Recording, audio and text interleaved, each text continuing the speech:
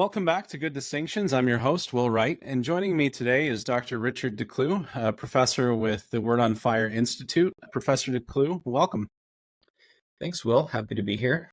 Appreciate the invitation. Yeah, thanks for coming on. So first, just to get us started, can you just tell us a little bit about yourself? Who are you? What do you do? And wherever you'd like to take it, go for it. All right. Yeah. So, basically, as you already said, I'm a professor of theology at the Word on Fire Institute.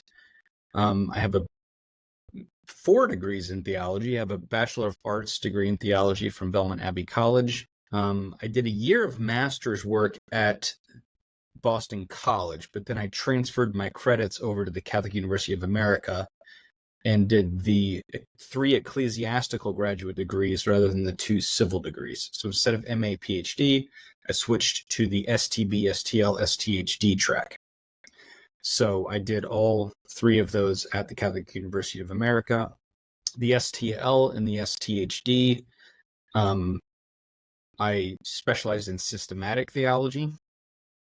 And for the STL, I wrote my thesis on comparing Joseph Ratzinger with the Eastern Orthodox Bishop John Zizioulas on their understanding of universal primacy considered from a Eucharistic ecclesiology. So understanding the papacy in light of the Eucharist, basically. And I turned that into an article for Nova et Vetera, simplified, but in some ways actually better than the original. And then for my doctorate, I wrote my dissertation on Joseph Ratzinger's theology of divine revelation. And most recently, on April 16th, my first book was published called The Mind of Benedict XVI, A Theology of Communion. Excellent. Well, and congratulations on that. And for all the other accomplishments so far. I discovered your work, we were talking about this before the episode started, on Reason and Theology with Michael Lofton. And I also saw some clips with Matt Fradd with Pints with Aquinas. So definitely some great interviews. I felt there was a real kinship in terms of your approach to theology. I'm a really big Ratzinger fan. My second son's name is Benedict Joseph, so that should give you an indication of how much I love Ratzinger. But I also have grown to really appreciate sort of the Communio school as a whole, as well as a lot of the ressourcement movements of the last decades. So I guess for those listening, maybe we'll just start with, what is Communio? So where did that come from? Yeah, well, the journal Communio, for the sake of simplicity, was established by Henri de Lubac, Hans von Balthasar, Joseph Ratzinger, and some others as a multinational conglomeration or confederation of academic journals, which was established in some sense to counteract the journal Concilium. And Concilium, some of them had been a part of Concilium originally, and they sort of had a falling out and decided to start their own venture, basically. But it was a way of trying to reclaim the center, where Concilium was going in a very radical, liberal, progressive direction, and the Communio folks were not having it. They didn't appreciate that approach. They thought they were distorting the council and misrepresenting true orthodoxy. So the Communio crowd, they had already been known each other for quite a while before that, but they did that joint venture, and so they're sort of known as the Communio school, although you can have debates about whether or not you can call them a school. Broadly speaking, they do tend to share a lot of the same principles and goals as the earlier ressourcement movement, the return to the sources. Although even between the founders of Communio, there's going to be some differences in their particular positions on certain questions, of course. But Yeah, I mean, that's generally speaking who they are, unless you have any more questions Yeah, about that. yeah. I mean, I when I talk to people, I worked at a parish for 7 years before teaching high school, and a lot of the questions that I got from just people who go to mass regularly were, "How do we know what the church teaches?" Mm. That was the broad question, and then the sort of minutia of that was, "I heard so and so say this, or someone online said this," and of course, this is well before the internet. We're talking about the 60s and 70s. But what sort of disagreements were they having? I mean, was it, I assume, so two parts to this question. First was with Concilium and Communio, were there doctrinal variations or was it more approaches? And then inside Communio, you said there's some different opinions. Are those more approaches or was it actually like differences of outcome or conclusions in speculative theology? Yeah, so very good questions. Regarding Communio versus Concilium, it sort of depends because, again, when you're talking about groups of people, each person is still an individual. They're not Mhm. like all issuing joint documents all the time. They're doing their own work, right? So Yeah. there's going to be different focuses, right? Different areas of expertise, and each is going to have their own style, and they're going to have their own arguments and conclusions. With regards to Communio and Concilium, it's a little bit of both approach and outcomes. Famously, as an example, Rahner was heavily associated with Concilium, right? Well, Mhm. Ratzinger has a famous statement where he says that during their time, because they used to collaborate with each other earlier, they even wrote at least one book together, co-authored, and Ratzinger says that it became increasingly clear that they lived on two different theological planets, often wanting the same things, but for completely different reasons. Mhm. So there, at least from that one statement, you would argue, well, they kind of have similar conclusions on certain questions, but their argumentation is very different. Like how they get there is different. But in other instances, you're going to see Ratzinger completely disagreeing with Rahner's positions on things. Mhm. If I'm not mistaken, he wrote his book on fundamental theology called Principles of Catholic Theology in response to Rahner's Foundations of Christian Faith. So, he was very critical of Rahner on a number of points. And you could say that that holds even more true for some of the other concilium folks. But with as far as the approach, it can be somewhat difficult to talk about because even on the concilium side, the approaches are not all the same. I mean, Mhm. there's certain ways you could understand Rahner as the last German scholastic because his approach to theology is actually very scholastic in a way. It's very speculative. It's based on philosophy and deducing things in light of that philosophy. So in some sense, you could argue that he has a more scholastic approach, but takes it in a very, sometimes, not always. Rahner's is not as liberal on every point as people might suspect, but in Mhm. some areas he tends in that direction. Um, from that comparison, you're going to have a difference with the Communio crowd, which is not really big on the sort of the neo-scholastic process. They are much more looking at investigating the sources like Scripture, the Church Fathers, the high scholastics like Aquinas and Bonaventure, and basically gleaning from those sources ideas that they can then synthesize into a presentation of understanding the faith. So it's not really a directly philosophical. But then you have some other concilium folks who would have been more adopting certain modern philosophies and using that in their work, whereas the Communio folks are still, broadly speaking, committed to like Neoplatonic or Aristotelian metaphysics.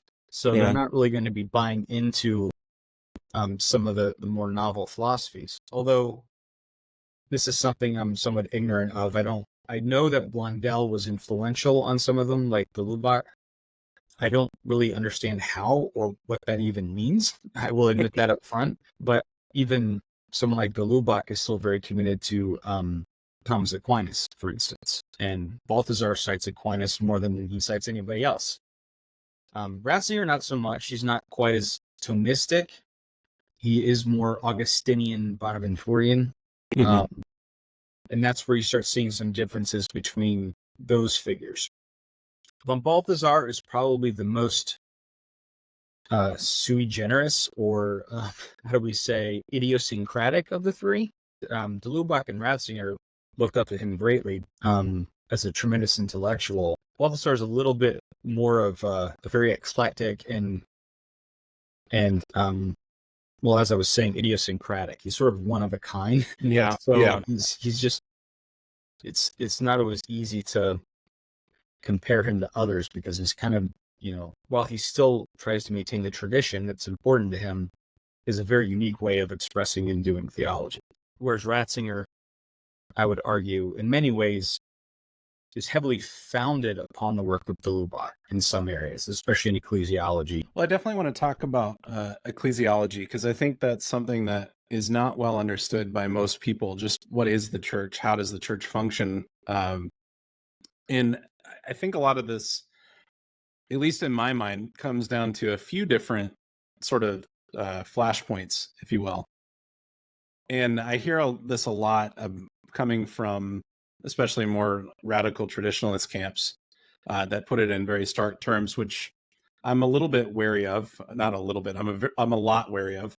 But then I'm also firmly opposed to the progressive idea, quote unquote, discontinuity. Right, that there was a rupture, as Ratzinger mentions this difference between a hermeneutic of continuity versus a hermeneutic of rupture, where, of course, the Second Vatican Council is the latest of the ecumenical councils of the church, the Catholic Church. So I don't see a rupture there. But anyway, these flashpoints, one of them is the argument about nature and grace, which I'm sure that you've studied at length and know way more about than I do. So I'd love to talk about that.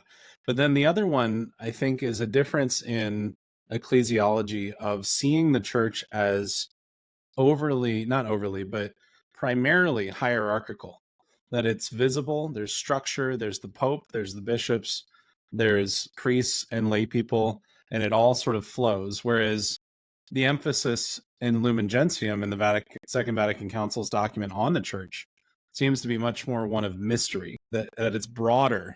Because, of course, when we look at the church in the traditional understanding of church militant and church triumphant and church suffering, if we talk about the visible hierarchical church, we're only talking about a third of the church. Right? So I think there's probably some developments there. So I'm throwing a lot of things out there, but when it comes to these sort of these flashpoints, these arguments, obviously these things didn't begin in the 1960s and 1970s. It's been sort of a long disagreement, but there's certainly this argument that's very, very strong today between these different camps. And I guess I'll ask the question to start with this. You talked about Rahner using sort of scholastic terminology, philosophy, and without a doubt, I mean, you can read him and it's very, very clear that he knows St. Thomas very, very well. And same thing with Ratzinger. He didn't use St. Thomas very often, but it's very, very clear from some addresses he's given, some talks, that he's very, very familiar with Thomism. He just prefers an Augustinian Neoplatonic way of doing things. But I guess what I see in common is all of these folks are using Thomas one way or another. And do you see today, so skipping forward to 2024, do you see these flashpoints sort of existing in the very same way as they did in the 60s and 70s, or has the dialogue shifted? I would say the landscape is actually quite different, but it's also very, very complex. So, for instance, when I say that Rahner is sort of the last of the great German scholastics, he is generally referred to as a transcendental Thomist. Some people will think that that's a contradiction in terms, but he's certainly not going to be a neo-scholastic in the sense of the other early 20th century Thomists. So he's not quite, like, you're not going to really put him in the same category as like Eric Lagrange and Michel Laverdet and those folks. But what I mean by scholasticism in approach is like his philosophy, even though he denies this, but it's pretty evident if you read his philosophy and then you read his theology, that his theology is almost like tackling theological questions in light of his philosophy. It's very philosophical in that sense. Now, where it gets extremely complex nowadays is that you mentioned like the radical traditionalist camp. So in the past, the radical traditionalist camp would have very much been emphasizing the hierarchical constitution of the church, the authority of the Pope and the bishops, and all those sorts of things.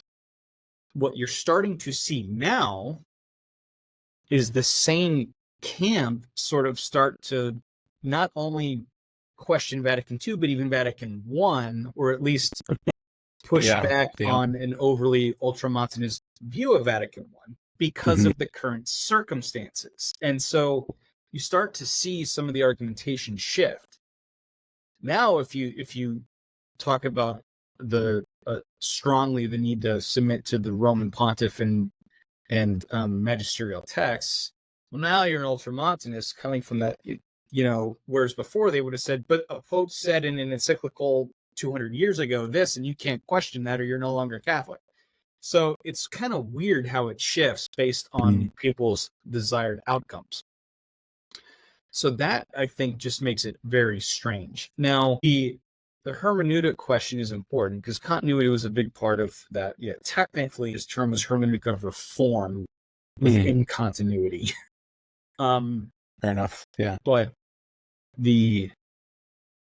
nevertheless, obviously, he's pushing continuity over against the hermeneutic of rupture, which is what the liberal progressives were kind of pushing. The liberal progressives in Concilium basically were saying, well, we need to continue the event of the council, even though the council is over. And we need to not just focus on what it said, but carry it along the same trajectory, at least what they thought the trajectory of the council was. Right? So they're sort of, well, let's go beyond the council. It doesn't really matter what it said. What matters is the spirit and what it meant. And it's calling us to do a new thing, sing a new church into being or something. And that's where, like, the Communio folks would be like, no, a council, Ratzinger was very big on this. No, a council has to be over so that you can begin the long, difficult process of implementing it. Otherwise, you never have any stability and you're constantly just in flux and doing a new thing. And he thought that was dangerous. And that was one of the reasons like they broke with Concilium. The divide between like the Communio ressourcement folks and Thomism has softened somewhat since like the 1940s, 1950s, and you could argue part of the 1960s during the council. There seems to be, on the whole, less antagonism, although you will find counterexamples. You will find some people are still very much anti the other side. But it's not quite as big of a problem as it was before. You're starting to see more of a rapprochement from both sides. You'll see Thomists that will express an appreciation for Ratzinger. You'll see Communio folks that are pushing Thomistic metaphysics, which I don't think was ever really, much of a question in the Communio school. I mean, Ratzinger is very dedicated to metaphysics. He might prefer sort of Neoplatonic approach. Realist metaphysics is realist metaphysics in a certain sense. He doesn't get involved in like the particular debates on that front, but upholding a realist metaphysics, that really was always somewhat of a commonality. So I think it has shifted quite a bit. And then, as I was saying, in the last decade or so, it's getting really confusing because people who normally would be pushing older Vatican documents are now not really following those documents because they don't like what it would lead to pragmatically. If now, in light of this, the hermeneutic of continuity or reform within continuity, I don't like to push too much of a narrative that somehow the ecclesiology of Vatican II is radically different than what was there before. Because I think a lot of what it was saying is already present in the prior history. It's more of what's the emphasis or starting point going to be. So the approach for explaining these things. Obviously, when you're dealing with a Protestant Reformation where you're having denials of papal authority and episcopal authority and those sorts of things, the reaction could be an emphasis on, no, we have a hierarchical constitution, we have it through apostolic succession. You're going to start talking about the church as a hierarchical society because you're reacting against the overly amorphous, non-concrete understanding of church as just the unity of believers, whoever they happen to be, and there's no visible way of knowing who they are. Yeah. So in reaction to that, you're going to have, emphasis on hierarchical constitution and unity. But even within like Mystici Corporis, which, it's mystical body of Christ, to say that somehow the emphasis on mystery in Lumen Gentium is a new thing. Well, no, because Mystici Corporis was in the 40s and it was talking about the mystical body of Christ, and even the hierarchy is being part of this mystical body, and that you have both. And in Lumen Gentium, you've got a whole chapter on the hierarchical constitution of the church. Mm-hmm. So they both do both, I guess is what I'm trying to say. But there is a sense in which Lumen Gentium starts with the notion in the very beginning of the church being like a sacrament or a sign and instrument of a very close-knit union with God, as well as of the unity of the whole human race. So it begins with a sacramental, mystical understanding of the church before it then goes later into the hierarchical constitution. And so that helps set up the way you see the hierarchy precisely to be understood in light of the sacramental character. Well, and that idea of the church as sacrament of salvation, while it's a new sort of formulation, it's not a new idea, obviously. It can't be. It's just a new way of phrasing what has always been held by the church, all in St. Paul very clearly, and then also in the church fathers. But this is one thing I was reflecting on actually this past week as I was just getting a little bit more into liturgical theology, is this notion of sacrament. Right? We have the 7 sacraments of the church. In the Eastern Church, they've always been called mysteries. And even those 7 sacraments, I think we have it in our mind, especially the more traditionalist camps, have it in their minds that the church is the snapshot in history of the Council of Trent. That everything that Trent defined very clearly, and thanks be to God for that. As a historically minded person, like I echo everything that you were saying, that if you're dealing with the Protestant Reformation, you have to be very, very focused on the idea of the visible hierarchy of the church, lest it fall into widespread confusion even more than it already did. I think of the time after Vatican, or after Trent, very much like a fortress. Right? The church is barring up, getting ready to withstand the onslaught. It's not an offensive church, it's very much a defensive posture. Whereas what I see happening with Vatican II is sort of an opening up, not to let everything in the world in. I don't think that was the right understanding. It's much more to say, okay, we need to go out and do mission work here. This neo-pagan world that we live in needs Jesus. But to this idea of sacrament, it's not just sacraments, it's a whole host of theological concepts. It's that if it's not defined by Trent in this specific way, then there's simply no other way of describing it. The sacraments, there's only 7. Don't use sacrament in any other term, which it can go the opposite direction. I remember I was reading, I think it was Leonardo Boff. He was talking about everything as sacrament. Right. It's like, all right, calm down, buddy. Like, that's a little bit too far. Right. But certainly, if we can't talk about the church as the sacrament of salvation, then the word sacrament, making extrinsically present what is this intrinsic reality, um, then I'm not sure what we can say as a sacrament. Right. Yeah. I mean, it is kind of interesting because, Ratzinger, in some sense, says that liberal progressives and radical traditionalists are the same at bottom because they both just pick a time period, a specific time period, and say that's it and only that. Mm. Because, it does seem to be that there can be a tendency to be, well, anything that was said by Trent or in the couple hundred years after that, that's Catholicism. And it's just traditional. And it's like, are you really trying to argue that that all that Trent and the couple hundred years of papal magisterium after that did was repeat what had been said word for word? You don't think there was any sort of development in the or change in modes of expression that took place? I mean, if so, what would be the point? You could just say, well, go read that. Go read this. Like, every document, in some sense, reformulates something in light of the current circumstances. That's just what councils and encyclicals and those papal bulls do.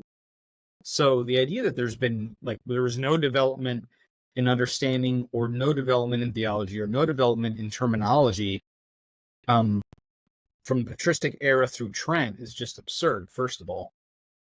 And yeah, it does become very myopic and in its understanding. What do you think Lumen Gentium did in terms of development of doctrine that caused such a tizzy? I mean, what was the issue ecclesiologically? Yeah. So a couple things. First, I'd like to say that people forget Trent was actually a reform council as well. Right. And it actually instituted changes precisely to address problems in the church at the time. It was actually one of the main inspirations for John the 23rd to call a council is because of how much he appreciated the effectiveness of Trent. So, but with respect to Lumen Gentium itself, I mean, obviously part of the historical context is that Vatican I had declared papal infallibility and then was cut short because of the Franco-Prussian War. Mm-hmm. It had planned to issue many other documents, including a full document on the church, which is what Lumen Gentium is. It planned to do that and didn't get a chance to finish it. It was related to the members of the council that, yeah, we're dealing with papal primacy right now, but we're going to get to collegiality later. Well, it never did. Didn't get a chance. So in some ways, Lumen Gentium is picking up where Vatican I left off. Okay, and so it reaffirms Vatican I on papal infallibility and primacy, but then actualizes that further by adding the other part of the equation, which is the role of the primacy within the College of Bishops as a whole, which actually helps you understand the papacy even more. It's like, well, the proper context of primacy is collegiality. They're not opposites. They're not contradictions. They actually are sort of like two foci of an ellipsis. Like they belong together and they're understood in relation to each other. And so, but that there was some concern, which is why Paul VI had to request that an explanatory note be tacked on the end of Lumen Gentium to make sure people understood that collegiality was not in any way calling into question the primacy of the Bishop of Rome. But, that was one of the things that people were worried about is, well, what's this whole collegiality thing mean? But I actually wrote a chapter for a forthcoming book on this against radical traditionalists, showing that collegiality was already present in the theology manuals by strict neo-scholastic Thomists. So it's not at all, I mean, the teaching from Vatican II is very traditional. It was already part of that whole tradition. So I wouldn't even say it's new, but that was one of the things that it was bringing up, that how to articulate that was highly debated. How do you actually formulate this? And then let's see, it did basically clarify that the episcopacy was the highest level of holy orders and is not just the the conferral of a jurisdiction, Mhm. that it is actually there are new sacramental powers, if you will, that are conveyed through the consecration of the bishop. So it is a true ordination, not just a conferral of juridical potency. Well, and just a point on that, because I just read this yesterday, Paul VI in 1968, when he was revising the rite of ordination, made that exact point. He said it's not just a consecration, it's a ordination. So, I mean, that goes to what you're saying. It's not, there's a difference between somebody being instituted as an acolyte, for example, which is a ministry. It's a stable ministry that someone has, even if they stop doing that ministry later in life. But that with the imposition of hands by a bishop, there's a true conferral, there's a true ordination. So I just wanted to make that confers a note. sacramental character. Yeah, Yeah. and it's not just a legal juridical act. What would you say to someone who, and I didn't ask you any of these questions before we recorded. I'll take that as it is, listeners. But what would you say to somebody who said, the church is a monarchy? Why does Pope Francis hate the fact that he's a monarch? Obviously, Well, I'm asking the question kind of tongue in cheek, but well, it's also ironic because at the same time, they will decry him for acting like a monarch. fair enough. So you can't eat your cake and have it too, which is actually the better way of saying that expression, because you can't eat it and then still have it. So he's not a monarch in the sense of he doesn't have absolute power to do anything he wants whatsoever. Like, there are limits to the papacy, actually. One of those actually is sacred tradition, meaning he can't contradict dogma. Like, he doesn't have those powers. Actually, one of my professors, may he rest in peace, Father Patrick Brainfield, OSB, wrote a book many, many years ago called The Limits of the Papacy. It's been a while since I've read it, so it's not fresh in my mind, but he's not an absolute monarch in that sense. But, there's somewhat of an analogy to be had there, because he is the top of the hierarchical chain, if you will. And he does have universal, direct, immediate episcopal authority over the universal church. So I don't want to deny that there's some analogy there. But first and foremost, he's the servant of the servants of God, and his primary function is to try to foster unity and to maintain orthodoxy, which is an aspect of that within the church. It's sort of interesting because he has, as Ratzinger and others have noted, it's not really one role. So he actually has overlapping roles. He's the bishop of the Diocese of Rome. He's the, if you will, metropolitan of the province of Rome, meaning of the sort of like how we have, provinces. Like archdioceses. Right, archdiocese that sort of is the center of a local regional conference of 7 dioceses or so, depending. He's the patriarch of the Latin Church, and he's the universal shepherd, so the supreme pontiff. So he actually has all of these different roles, and they are distinct roles, but they're held by the same person. So there's a lot to be had there. I think sometimes we only think of him as being in the one role, which is as supreme pontiff, but he actually has other roles as well. It's not always clear sometimes. I think even in practice that the highest role tends to be the one that's always talked about and practically lived out more. It's, he has a lot of authority. He just does. That certainly is true. And that's where the monarch analogy can make sense. Well, I was going to bring up that you said it was an analogy, and it is an analogy. I mean, Jesus Christ is king, and there's no analogy there. He is the king of everything on every single level. But when it comes to the Pope, it's interesting. The only way in which he's an actual monarch is in the function of being the head of state of Vatican City. That's another one of his roles, right? So in that sense, he is a monarch.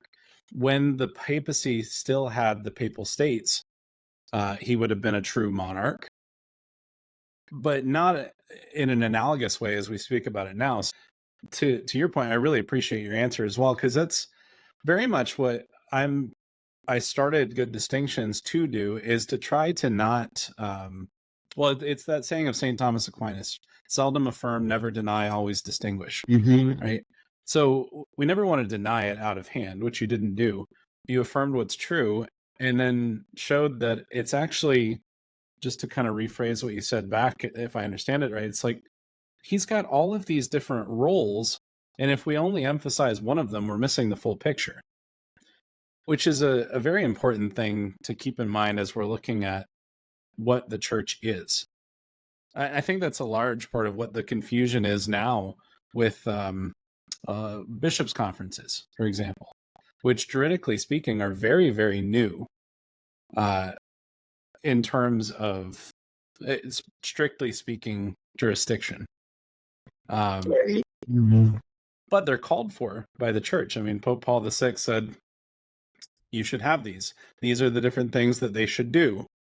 And Sacrosanctum Concilium actually brings up a couple different things that these bishops' conferences should have. So there was a vision in the mind of the Council Fathers that these bishops' conferences should do more, sort of emphasizing that collegial role.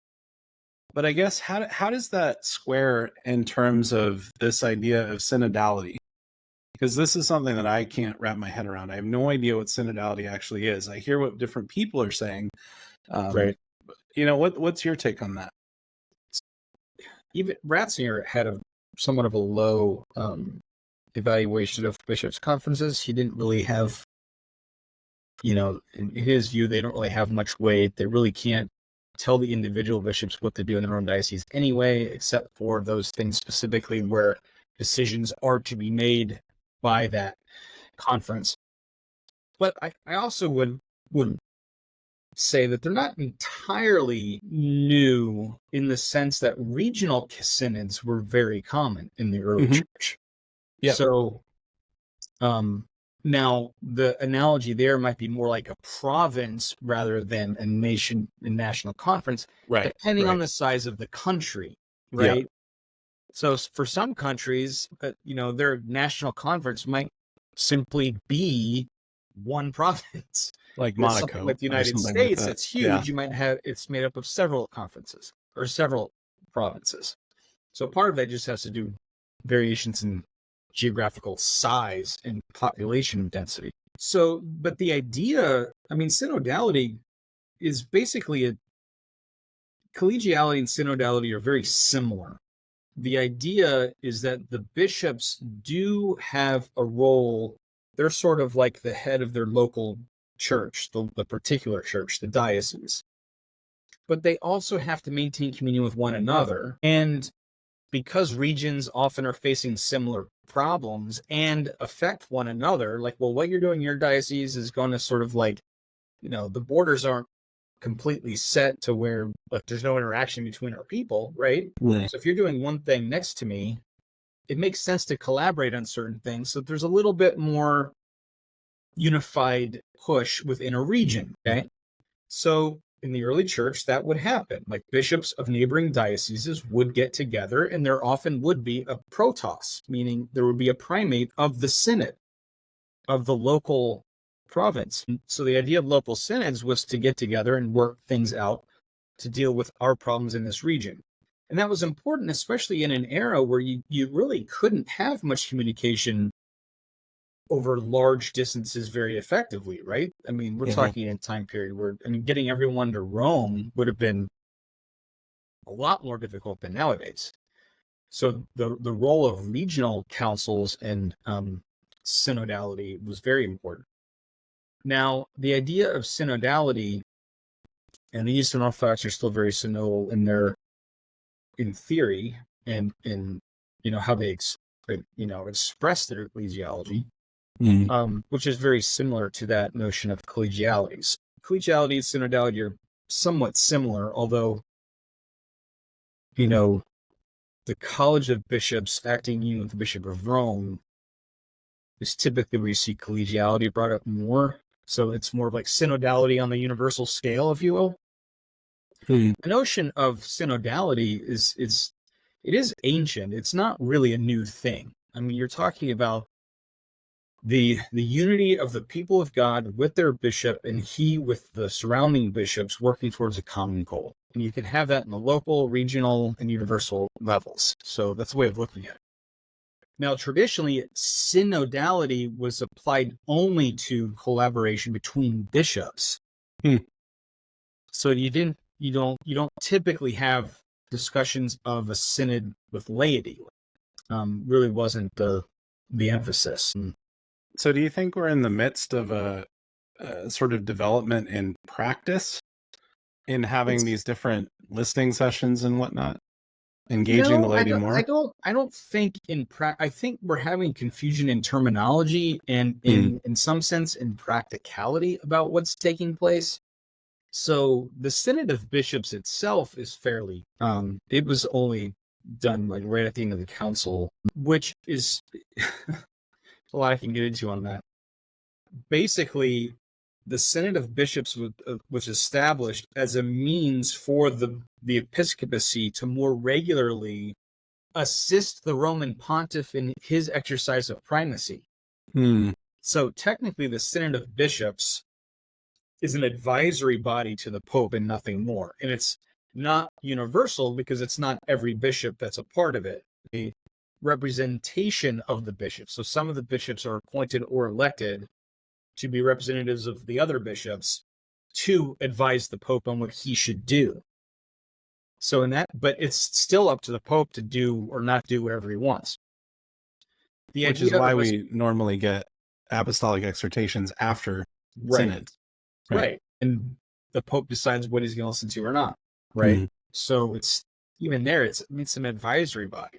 The idea of being a synodal church seems to be emphasizing the fact that in order to inform the Pope or in order for a regional group of bishops to be acting, just like the Pope listens to the other bishops to advise him, that the bishops should be hearing what the people of God are saying or struggling with, or, before they make decisions. But that doesn't, I think where we get the problem is everyone thinks this means that it's democratic. Right. And certainly some of the members might be acting like that's the case. But one of the things that a bishop might do, for instance, is to listen to representatives from his diocese. So if we're talking about a diocesan synodality, quote unquote, to find out what they're thinking and saying. It could be, what you could do is say, oh, well, this is where my people are misunderstanding things. Now I can address their errors. It doesn't necessarily mean I'm listening to them so that I can find out, where my people are going so that I may lead them. Mm-hmm. It doesn't mean, oh, well, as their representative or, as their president, I need to enact the will of the people. No. It just means you got to listen to them to find out what they're thinking. Mm-hmm. Right? And part of your action after that consultation might be to correct them. So in theory, I don't think there's anything wrong with synodality in that sense. The confusion of the term is more difficult because, again, traditionally a synod refers to relationships between bishops. Mm-hmm. And then only by way of analogy, canon law just talked about a diocesan synod, which is the bishop consulting with his presbyters. Yeah, like a presbyteral council. Yeah. So in some sense, but even there, you sort of have an analogy from, well, because ideally, the priest should be listening to their people in their parish. It's a terrible administrator, terrible pastor if he doesn't know what's going on in his parish. He doesn't have a pulse on where the people are, what sort of, and that could be as practical as, my people are really misunderstanding this. I should give some attention to this in a homily. So it can be a very powerful pastoral tool to actually just listen. Yeah, and I think, there's certainly nothing wrong with a synod of bishops proper bringing in experts to engage in the conversation to talk about certain difficult topics, to get their input before making, like, that's just wise. I mean, right. So it's good leadership. Every leader has a council of advisors, typically, unless he's a complete megalomaniac, it just makes sense. I think part of the issue is that we sometimes don't know how to distinguish between an organizational structure and the way that structure is being used. And what I think happens is people will look at the way something is being used or appears to be being used. They'll have a problem with that and therefore start attacking the structure itself. When in reality, if they were getting their way by the same structure, they wouldn't have any problem with it. Mm-hmm. So if, for instance, you had the Synod on Synodality was emphasizing the need for massive traditional liturgical reform and greater numbers of excommunications of heretical priests and bishops, the same structure, if it was doing that, the same talking heads decrying the Synod of Bishops might actually be singing its praises. You see what I'm saying? So I think sometimes we have to be leery of, I think, and actually part of this seems to be like a part of the Marxist revolt mentality in our culture is, if a structure is not functioning properly, it's because the structure needs to be destroyed. And it's like, well, not necessarily. Yeah, let's try to adapt first to make little reformations, little changes. Right. Not throw the baby out with the bathwater. I mean, when you were describing that, it sounded a lot like Martin Luther's thought process. Is, well, I want to enact these changes. The church isn't listening to me. There are these actual problems that I see. Well, okay, to hell with it. And the Pope is the agent of Satan, and we're just going to keep going this way. Right. It's the same attitude, which is highly unfortunate. Right. And it would be problematic if we were starting to, like, it's one thing for members of a synod. I mean, it is a little bit confusing to have lay members of the Synod of Bishops. I mean, it's called the Synod of Bishops. I mean, we have to admit, it's very confusing. Just weird. Like, it's confusing because they aren't bishops. So what do you mean? It does make more sense to understand those members as just being, consultative and giving their advice and having their input. Mm-hmm. And then, but it almost, in some practical sense, it almost doesn't matter because the Synod of Bishops itself has no authority to do anything. It issues reports, but it doesn't decide things unless the Pope specifically grants it the ability to on an ad hoc basis. Mm-hmm. The Synod doesn't decide anything. It's already consultative. So I admit, because you just have to, that it is confusing in that sense. But it is mostly bishops that comprise it, and it is completely consultative. It's not in any way democratic. It's not a majority vote decides. And so from that perspective, I think also part of the difficulty is the fact that we live in an age of social media. Right. We find out what people are saying very quickly. I'm sure, as you know, before Humanae Vitae came out, Pope Paul VI had a commission study the question to find out what their thought was. And the majority opinion was to allow the pill because it was arguing, well, it doesn't really count, right? And Paul VI completely said, no, I'm not following your advice. This is, intrinsically evil. This is a form of artificial contraception, and, laid all that out against his advisors' opinions. Mm-hmm. So just having an advisory body say something, it would have been a lot harder in some sense for people to know that that body said that, although that was leaked and people did find out. But amplify that tenfold nowadays, right? If you look at if such a thing would have happened in the 1700s, like most people would have never even heard of what people were discussing in those conversations.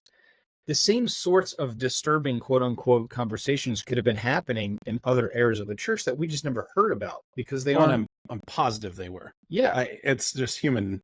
It's human beings being human Yeah. beings. So I think it's like we have this weird shock that there are people in the church saying very un-Catholic things in Catholic context. Yeah, it is shocking. It's disturbing. It is concerning. It's probably not new. It's just Right. we have a greater ability of that being amplified and spread throughout the world more easily because of technology. Well, and frankly, I mean, I don't think it's pietistic to say if the Holy Spirit guides and guards the church, then what are we getting so bent out of shape about? We either believe that or we don't. Right? And even Yeah, practically speaking, when you look at Pope Francis, he's had a commission to study deaconesses, right, women deacons, at least 2 times that I can remember. And he's come back and said definitively, the answer is no. When he was asked about female ordination in that 60 Minutes interview, his one-word response, no, reverberated around the world. And everyone got bent out of shape. And, I'm looking at him like, good, the Pope's still Catholic. That's good. It's just, there's some of these things that just won't change. And then other things that could change, like disciplines, like married clergy, for example, in the Latin church. The Pope has come out as saying he's very much opposed to that. He doesn't think it's prudent. And he cites Paul VI as saying he was against it, I'm against it. And yet people keep saying, well, Pope Francis is going to, fill in the blank. And he consistently doesn't. So I do agree with you. I think it's a function of mass communication and a more global approach that these voices of dissent on both sides get a louder microphone. Yeah, and I do think that it is concerning that there are those voices. I just don't think it's unexpected per se. Right. One could be concerned that, well, why are they being emboldened to continue to push these things because they were a part of it? They have a greater sense of importance. And then they can go back to their dioceses and talk about how this is what they were calling for. And I was a member of this synod and we said this. And I can understand why people would be upset that this is getting coverage and that these people are being given a microphone. But, there's also the possibility of completely counteracting what they've been pushing. Now, there can be damage done in the process because they may have garnered more people to their side before they're squashed, and then more people are now angry that it's being squashed. And, it's a messy reality. I mean, it's the way all societies function, including the church. It's, it can be messy. Yeah, I mean, certainly there are things being pushed by fellow Catholics that are very concerning, and I don't think we should pretend that's not the case. I don't think we should bury our heads in the sand about that fact. I think we do need to be very leery of having a quasi-schismatic attitude because of it, or trying to make predictions and reacting as if something's a foregone conclusion when it hasn't happened yet. I think, that needs to be guarded against, because then you are starting to get into, in some sense, a lack of trust in the indefectibility of the church. I think in some sense we're seeing that now with the whole Vigano affair, Right. Which just came out today. And that's another worry. It's like, virtue is the mean between two vices. And if Satan's not going to convince you to become a liberal progressive, he'll try to get you to be excommunicated the other direction in the name of, supposedly, in the name of traditionalism. So we all have to be careful and try to keep a level head in the midst of the very difficult and often messy disputes that happen within the church. Amen to that. I was going to switch gears a little bit, but I wanted to ask how you were doing time-wise, because I wanted to talk very briefly about the nature and grace issue. Yeah. I wanted to get into that a little bit. If you have a few extra minutes. I have time. Perfect. Yeah, I mean, we can't let these voices on either side derail us from the whole point, which is the universal call of holiness, that we are supposed to be saints, which requires truth, but it also requires charity, that we give people the benefit of the doubt, that we call out evil when we see it charitably. We call out untruths but we also don't make ourselves the arbiter of justice, and we don't make ourselves somehow a magisterium unto himself. I want to switch gears a little bit. One of the largest flashpoints that I see, at least in more academic circles, maybe, but actually I won't even say academic circles, because I heard this from Taylor Marshall like 4 or 5 years ago. He was trumpeting this issue actually against Bishop Barron, as well as Balthazar and a few others, that, you know, they don't understand, in his words, they don't understand the nature of the human person. They don't understand how grace interacts with the nature of the human person. Basically, it boils down to this, at least in my mind, was how do we know that we are called to salvation? Basically, is it something that's intrinsically part of us, that as human beings, we have a natural desire for the beatific vision? Or is this only a supernatural gift from God? At least in my mind, that seems to be contextually what his issue was. And the more that I've read on it and learned about it, it seems to be the sort of sticking point is the beatific vision something that is naturally within us, even in an intrinsic way, maybe not explicitly, or is it something that's merely grace, only supernaturally given? Anyway, what are your thoughts on that? Yeah, I mean, the way that if that's how he framed it, I think it creates some confusion as to the way it's being framed. I mean, de Lubach's main point is that Aquinas meant what he said. And that's the fact that man, by his nature, desires to know the essence of God. And Aquinas, in other words, the beatific vision is, in some sense, there's a natural desire for the beatific vision. That's what Aquinas says that. Like, no one argues that he says it. They argue about what that means. Yeah. Now, it doesn't mean every person knows that that's what they're desiring, but Aquinas' whole point was that a rational creature, or an intellect, you can even argue an intellectual creature, those aren't exactly the same thing. The nature of an intellect is to desire to know the cause of things. Okay? And to know a thing is most fully gained through a knowledge of its essence. That is what it is. That which makes the thing the kind of thing that it is. Man can know through natural reason that there is an uncaused cause. Natural theology, and we can know that God exists through natural reason. The intellect, therefore, by its very nature, at the end of this process of reasoning or of intellection, will desire to know the essence of the uncaused cause. Mm-hmm. So from that perspective, man desires by nature to perceive the essence of God. That's not something, so that's built into nature, even whether that's not even something you are reflectively aware of. Aquinas' argument is that is sort of the telos of your intellect. That is what it tends towards. Man. So that he would argue that that's just natural. It's a natural desire for the beatific vision. The point of some of the Neo-Thomists was that, well, but it's unefficacious, and the revelation of the possibility, because you don't know by nature whether that's possible. Mm.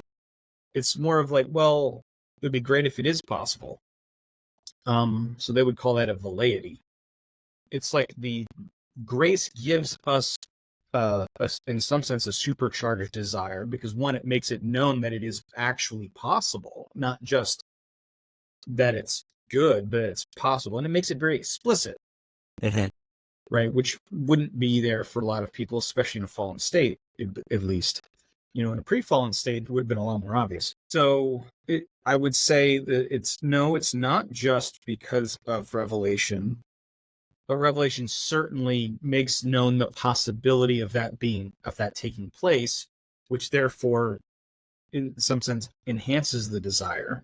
Mm. And of course, actual grace and sanctifying grace will also amplify that desire and raise it to, the level of like the virtue of hope, right? The hope of salvation, which is different. So would you say that that object of knowing God, seeing him as he is, the beatific vision, is union and communion with him part and parcel of that? Or is that something that we need supernatural revelation to even think is possible? Does that make sense? Okay, so, right. So you can be, in some sense, united with God. You can know him. I mean, this is why, Aquinas even talks about the natural virtue of religion. Mhm. So even apart from revealed religion and divinely established worship, there is actually, by natural law, you owe God worship anyway.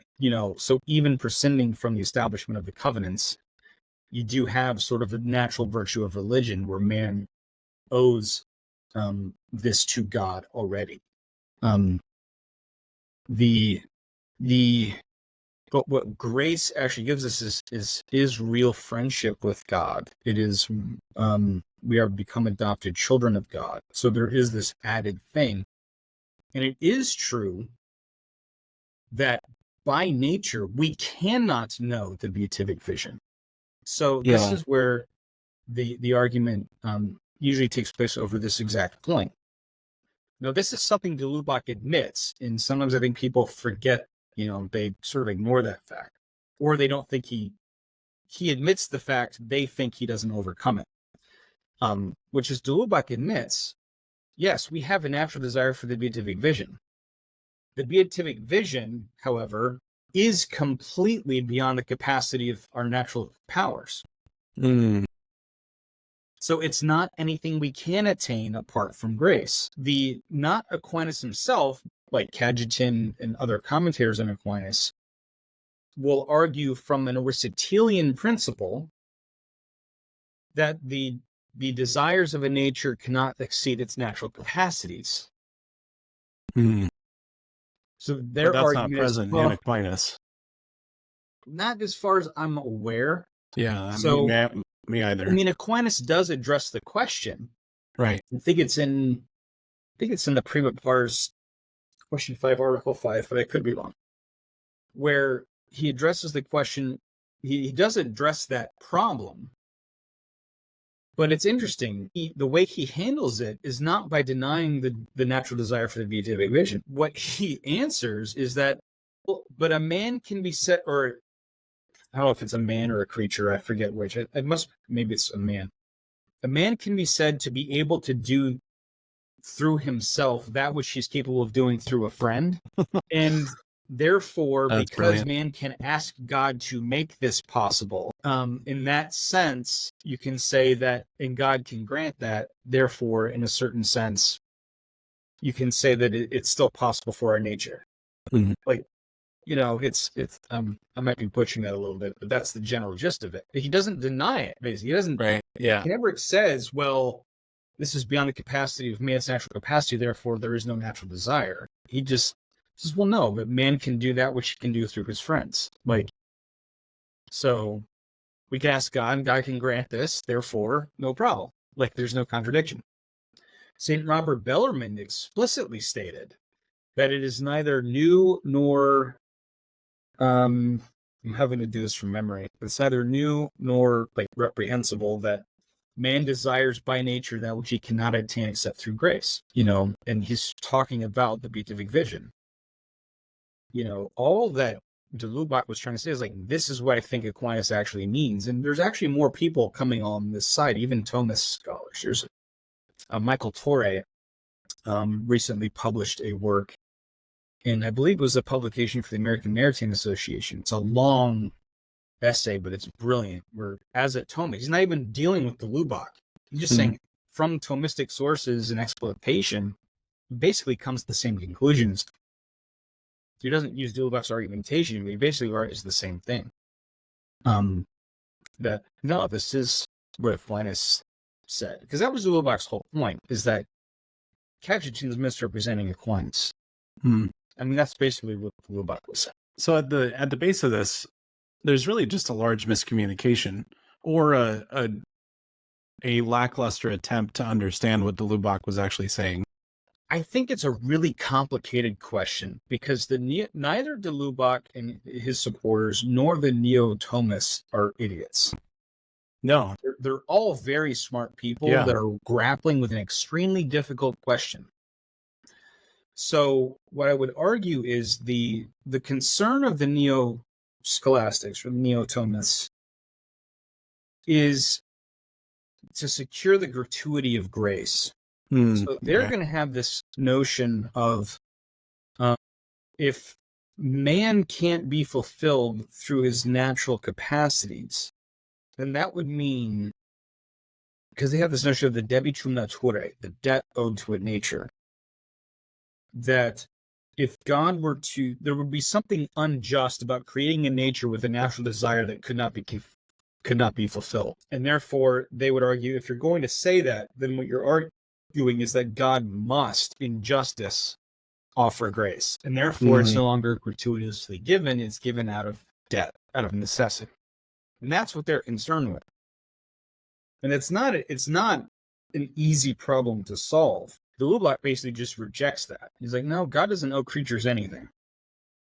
Yeah, right. And even the neo-scholastics will typically admit that when they talk about the debt of nature, it's not absolutely true that he actually owes the creatures any debt.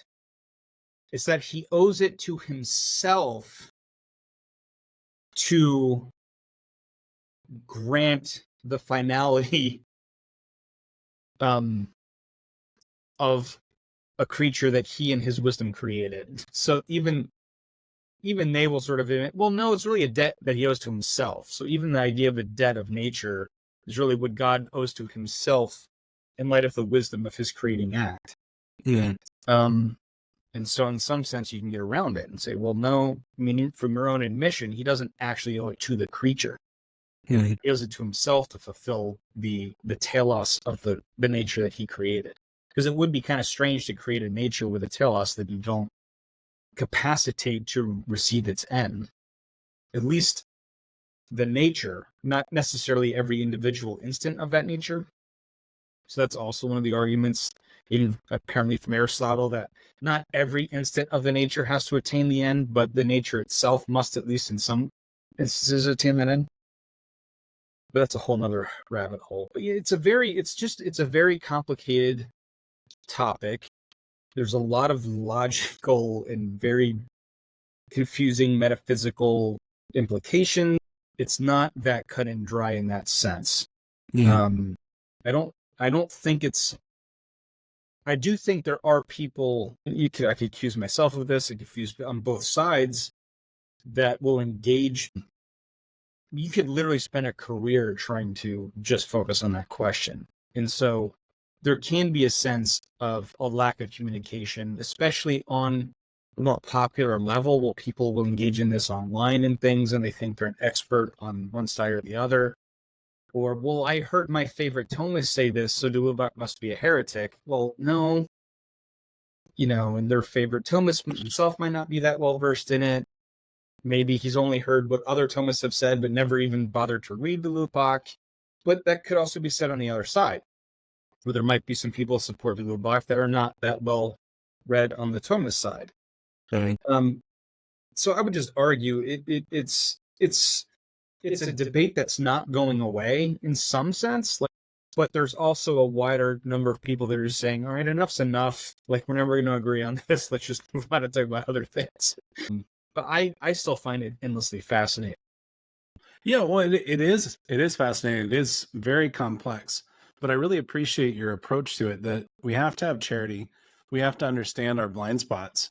I mean, the more I learn about theology, the more I realize I don't know. And that makes sense because God is infinite. How can we ever wrap our minds around an infinite? And thanks be to God for that, because I want to continually engage in trying to know God more and more and more. And the fact that there's always more to be had is a beautiful gift, because otherwise eternity is going to be pretty awful and boring. Yeah. But it as it is, it won't be. It's this ever spiraling upward, further and further into God. But it's so important to have charity when we're having these conversations, and to not misrepresent people out of turn. So I really do appreciate that.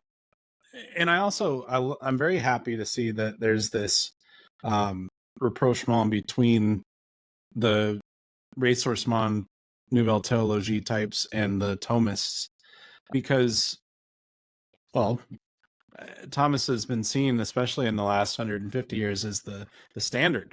Right? This is the one of the most towering intellects of the church, a doctor of the church, a very, very firm foundation. I mean, he doesn't get everything right.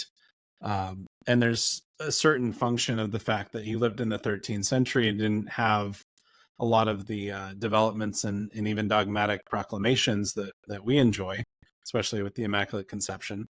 But there's still a firm footing there. But I've heard the joke that, even St. Thomas wouldn't be Thomistic enough for some Thomists today. I think that's probably true. So, it's important not to get too into a camp. Yeah, and like I say, I think in many ways the argument over nature and grace has really been a battle of Thomisms. Like, I think people forget that, because Blue Box's whole point is, no, I think this is what Aquinas meant. Even, I actually spoke in something that will be published sometime soon in the Maritain thing. But Jacques Maritain kind of provides an interesting terminology. He talks about a transnational natural desire. It's sort of, so he actually creates a new term for it, which is an interesting approach to it. I think it is a fascinating topic, and I think the jets have cooled in some quarters. There's still some holdouts that are still very angry from one side or the other, but I think the cooler heads are starting to prevail. I personally find it endlessly fascinating, and I actually hope to be able to get back into it at some point and look deeply into it. Although I'm sure the big question is, who wants to hear yet another take on it when so many people have already written things about it? It's, but I do. So there's one. If you put it out there, I'll read it. I think we can definitely go over the same ground and not see the same thing. So I mean, that's here's another, just another little nugget. Ronner actually has another way of approaching the question, but it's actually, one could argue that it's the greatest defense of the Neo-Thomist position. He's closer to the Neo-Thomist than he is to Lubach. Plot twist. Okay. Yeah, it is a plot twist. Interesting. And I think in some sense his argument, the way I saw it, was like, this actually strengthens the Neo-Thomist argument. But I don't ever see them bring him up for maybe obvious reasons. They don't want to associate themselves with that. But yeah, it's just another example of not casting someone off just because you don't agree with everything they say. I don't know a single person that I agree with everything they say. Right. And that's where that maxim of Aquinas of seldom affirm, never deny, always make distinctions is so vital to maintain charity, to maintain some sort of moving forward together. And just to bring in Word on Fire a little bit, I mean, that's what my colleague Sean and I are very grateful for, all the work that Word on Fire is doing in that regard, especially with the new academic journal and with the Word on Fire Institute. I mean, these are so needed to do that work of not throwing anything in the tradition away out of hand because it doesn't fall into a certain camp. We appreciate that. Yeah. New Ressourcement Journal is, it's been very successful. I just actually got the second issue ever, just in the mail today. So, but it's already become one of the top, if not the top, Catholic theology journals out there. Fantastic.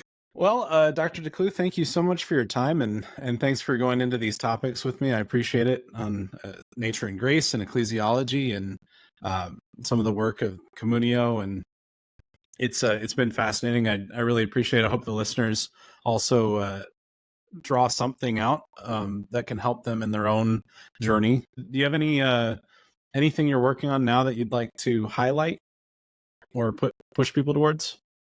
Well, I mean, I got a lot of different projects going on right now. Currently trying to work on a second book. We'll see how successfully I can bring that to completion finally. But yeah, I mean, the biggest news right now is the first book that came out on April 16th, which was chosen because it's Pope Benedict's birthday. That's why we released it on that date.